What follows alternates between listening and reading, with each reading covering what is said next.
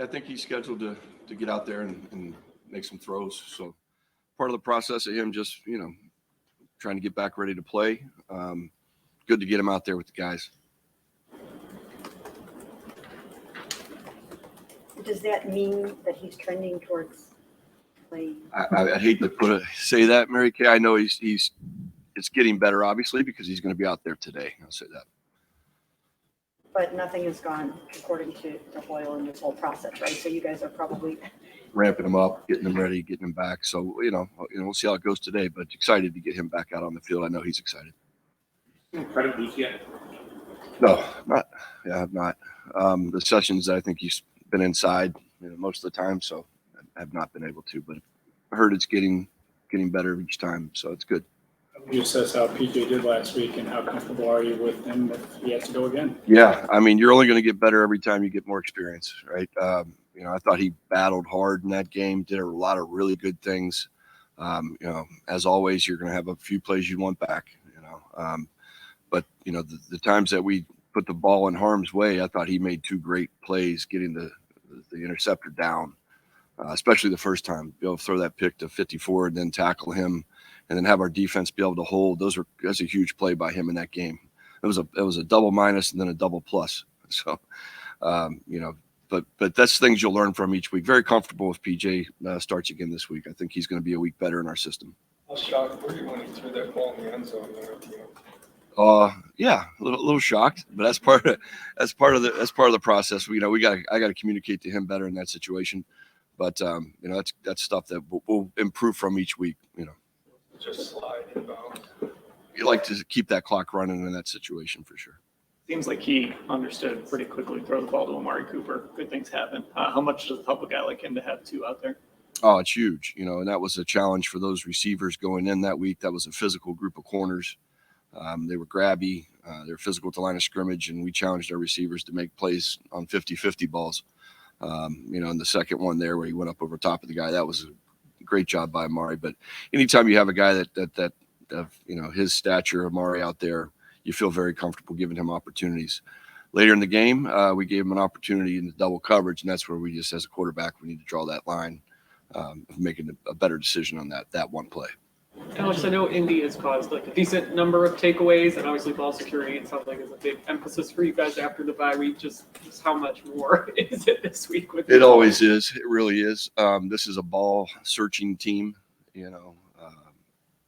They're really good at it. There's a ton of attack on the ball that's on the film. So we've definitely showed our guys that those plays and made them aware. Coach Stefanski challenged our defensive scout team to get a ball out this week, so they're trying hard to get it out, and we're trying hard to protect it. You mentioned the defense making plays after those turnovers on Sunday. What sort of peace of mind does that give you, if you have that kind of unit on the other side of the ball?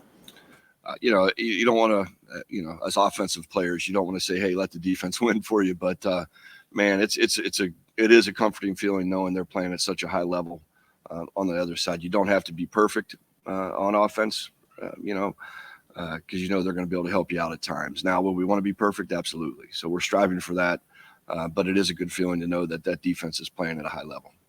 Sean, this shoulder injury has been kind of a wait-and-see kind of game for you guys. How have you seen him be able to respond to the uncertainties and all right, next week, tomorrow kind of thing? I think he's really taking a day at a time. Not looking too far ahead and just trying to get better and through his rehab process each day. He's been great in the room, very positive, last week with PJ as a starter. So he's doing all the right things. But I know it's tough for him. He wants to be out there worse than anybody. You guys, is it as simple as you just need to see him throw like he has? And for him that once he gets that, clears that hurdle, everything else is good for you guys? Yeah, I think that's probably common sense. As soon as he feels well enough to be able to make all the throws on the field, that's probably when he'll be ready to go. Not sure when that'll be, but it's part of the process. Yeah, I mean, I'd hate to ask anybody to go out there limited, and especially when you're a quarterback and that's your living is throwing the ball. So he's got to feel good about it. We also have to feel good about it. But I think we're seeing him get better every day. Other like the mental aspect, like he's been engaged where if that clicks, then you feel comfortable with and being ready? Oh yeah, no, he was doing that last week. He's prepared like he's going to start the game each of the weeks. So he's fully immersed in the game plan and ready to go if he feels up to it on Sunday for sure. Wear something on the shoulder that, that wouldn't really restrict throwing that much, but protect him at the same time. Yeah, definitely. There's definitely things you could do. Tape a pad inside of your pad. There's definitely different things. I'm not sure what or where they are on that, but yeah, you can definitely protect it. You want to give PJ as many reps as possible. If it looks like he's starting, how do you not interrupt his game preparation? Sure, and that's a hard balance. You're trying to make sure that he's ready, and at the same time, if Deshaun's ready, then you want to make sure so you're juggling back and forth. But as a backup quarterback, that's your life. You're used to not taking a ton of reps and being able to have to come up and get hot right away and go. So it's good practice for him. If he's if he gets all the reps, great, and if he gets half the reps, great. We're going to roll with the punches on that one. So. To have Joel back? Just how weird was it not having him out there for the first time since you did? It was weird. Yeah, to see him dressed in in a raincoat on the sideline is strange. I know. Just talking to him after the game, it killed him. It was really real weird feeling for him, I'm sure. But anytime you can plug a veteran guy that's a Pro Bowler in there, it's good for us. We're really happy to have him back. But I tell you this, I'll say this about Mike Dunn. He played his butt off.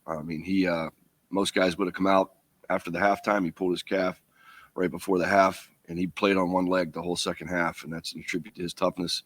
And I know he was greatly appreciated by that offense. You've been around an injury like this where it's day for as long as this has been? Yeah. Yes, I have. Your experience, how have you guys managed it? You just got to go day to day. You can't be up and down. It's it's all going to be based on how quickly it heals and gets back to 100%. Yeah, I know. What has impressed you about just the way that Jerome and Kareem have gotten the running game going, especially from the St. Louis game? Yeah, that was big. Those guys ran hard. I thought Kareem ran extremely hard. Like he made some tough 4 or 5 yard runs. There was a crease there, and he put his head down and did some really dirty work in between the tackles. He's a great screen runner. We know that. And then Jerome, man, he's nifty in there. He's tough to bring down. He's got great feet. He had some huge runs, especially in that fourth quarter. So happy with where those guys are right now.